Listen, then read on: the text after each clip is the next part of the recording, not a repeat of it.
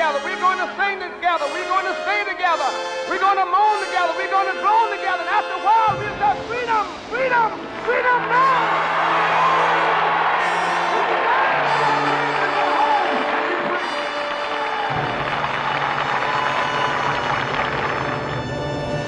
Letter from a Birmingham jail. This is an open letter that Martin Luther King has written in response to critics.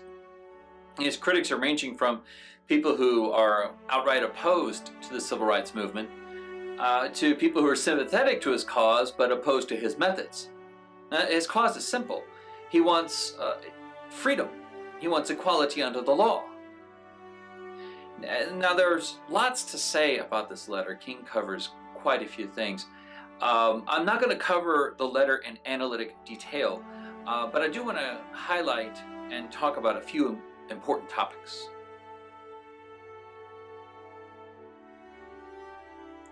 The first topic I want to look at is King's distinction between just and unjust laws. Now the distinction is probably simply put. Right? A just law is a law that treats all people as people. An unjust law is a law that does not. Now the primary example that King uses are the Jim Crow laws. Now what's distinctive about these Jim Crow laws is that they were made by one group of people that affects a second, and the second had no say in the laws. And in addition to that, the second group of people are treated differently than the first. Now the Jim Crow laws were supposed to separate whites or Caucasians from non-whites. And the idea, though, is, kind of, I guess, maybe to make the idea, tolerable, is that the races were separated. Even though they're separated, they were supposed to be treated equally. So they're supposed to have equal facilities, or equal quality of facilities, equal worth, we might say. Now, while they were supposed to be separate but equal, this was the phrase used for the Jim Crow laws, while they were supposed to be separate from equal, in practice that they were not. Usually the facilities or accommodations for non-whites were of greatly inferior quality than for the whites, if they indeed existed at all. Sometimes, in some situations, there would simply be white facilities and no facilities at all for anybody else. So this was King's prime example of an unjust law. The Jim Crow laws treated non-whites differently than whites, and actually worse, and non-whites had no say in this, because only whites had legal authority at the time.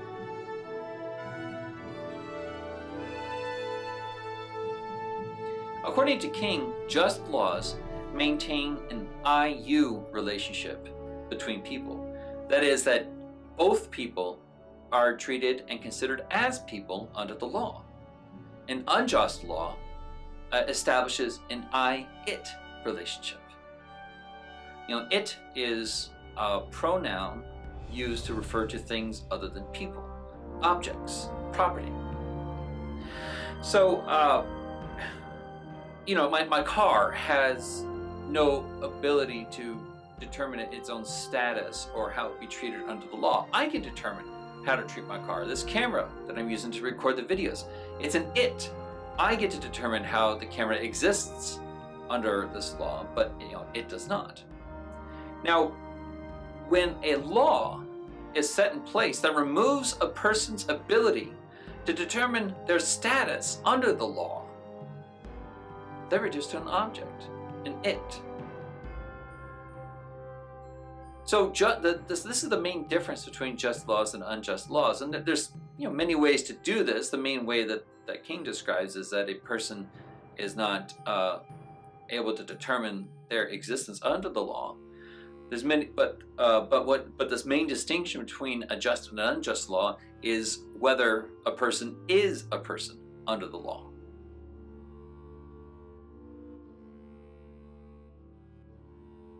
One question is whether a law is just or unjust. Another question is what to do about it. Now, to maybe put King's view in perspective, let's consider two other philosophers that we've studied during the course of the semester, Hobbes and Locke. Now, for both of these people, for both these philosophers, you have the right to react violently in cases of this kind of oppression. So for Hobbes, he's basically taken the egoist position here, Hobbes is, and when your interests are not protected, you no longer have to obey the laws. You may return to what's given in the state of nature. In the state of nature, you can kill to protect your own interests. Locke doesn't say something too entirely different. Remember, for Locke, you can kill a thief for Locke, right? And the reason is this other person, what's happening for Locke, the reason why you can kill a thief is that your sovereignty is threatened, right? Your life is threatened. And when your life is threatened, you may react violently to defend your rights and kill if you wish. King is taking a very different approach. For King, reacting violently is not the way to go. Hobbes and Locke would say you can. They would even say, you're obligated, in some sense, to react violently. But King's approach is different. Now, before really jumping into King's approach, it's obvious that King's approach is nonviolence, but it might help to explain some of his motivations. At one point, King kind of sort of describes his approach as a moderate approach, right? Between two extremes. One extreme is to do nothing. The other extreme is violent action. Now, these are extreme responses to injustice. The do nothing approach is, well, let's just wait it out. Things will get better, right? We just give them time and things will improve.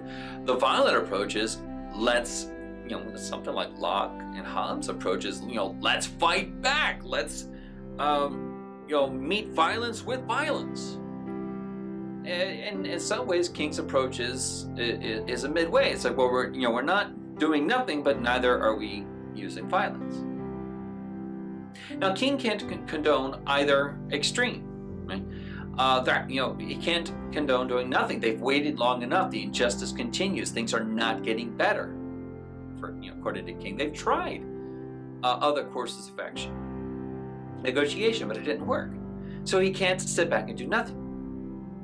On the other hand, violence, he can't condone violence either. Violence just makes things worse.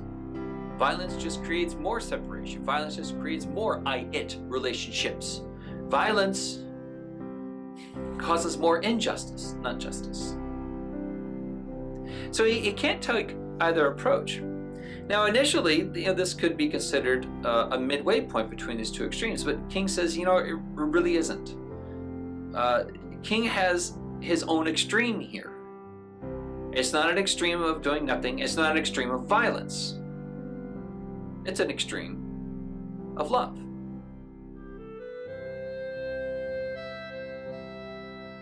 So King prescribes what he calls this extremism of love, and it is an extreme. It's not just simply a midway point between doing nothing and violence. It's action, but action that we can't fathom, frankly. We don't act the way that King acts. When somebody hurts us, we retaliate with violence and anger. King would say, react with compassion.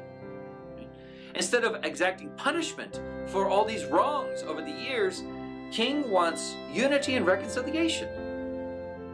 We think that's crazy. When somebody wrongs us, we fight back. We don't say, okay, let's work this out. It's a little bit interesting, don't you think, that we praise King for the great work that he's done, and yet we think his methods are crazy.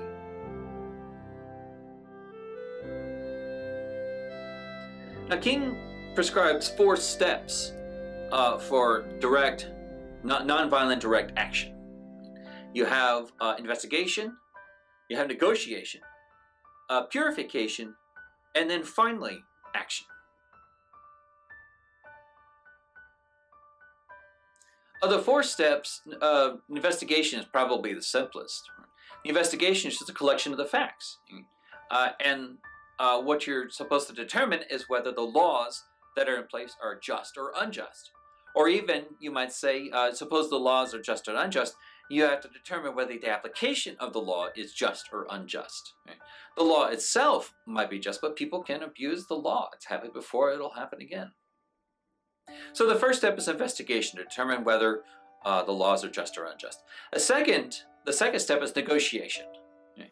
Now, it's one thing to determine whether a law is just or unjust. It's another thing to simply jump into action. King doesn't say you should do that. You should negotiate first. You should approach the other party and say, look, we have an unjust law here. Let's figure out what we should do about it. Now, you might be tempted to think that a negotiation happens once or twice, and if it doesn't work, then go into direct action. No, not so much. I mean, the way King describes what happened in Birmingham, they went to negotiation time and time again. I mean, they tried again and again and again for negotiation and were met with deaf ears. But they didn't stop. They still asked for negotiation. And when they finally got negotiation, there were promises made. Okay? And if they had kept their promises in Birmingham, that might have been the end of it. But the promises were broken. So the way King describes it, this negotiation is a long process, and you try time and time again. In fact, for King, it isn't just a matter of, okay, this negotiation didn't work, let's jump into direct action.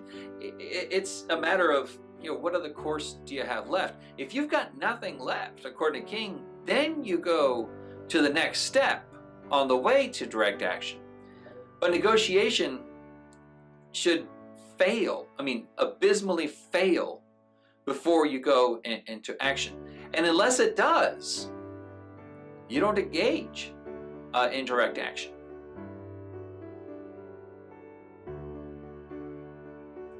So at this point, negotiation has failed. It's still not yet time for direct action. Next is self-purification. Now, self-purification is not a process where you make yourself better than anybody else, where you become morally superior, where you take a position of authority over somebody else. It's not that at all. It's actually really different. King, by self-purification, King is taking this extremism of love. You ask yourself whether you can suffer at the hands of others,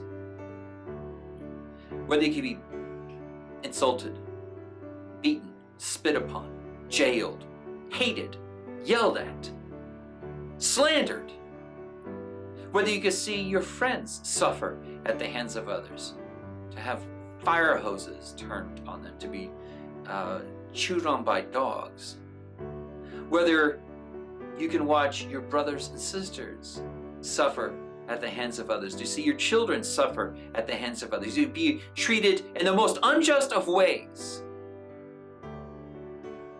and not strike back.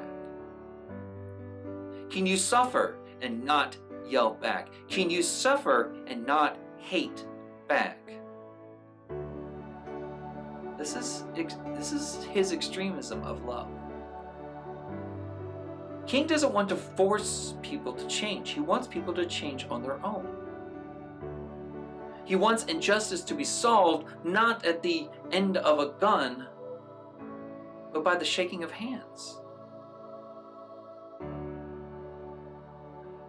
So you need to ask yourself, are you willing to be a victim in the hopes of igniting sympathy, in the hopes of one day embracing your oppressor as a brother? If the answer is no, King would tell you to step back. You're not ready.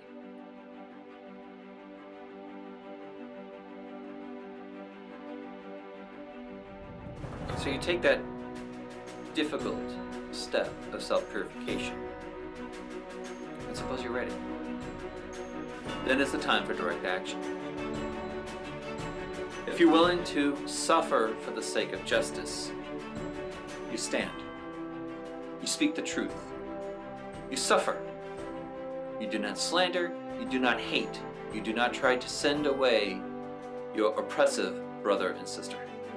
The king still calls them brothers and sisters. The king still wants them to be family. Now the king is clear. When you break this unjust law, this direct action is breaking the unjust law, but you do so out in the open. You don't try to hide it. You don't try to escape the consequences. You break the unjust law and you accept the legal and unjust consequences. And in this way, you work. You work for justice, and you work for unity.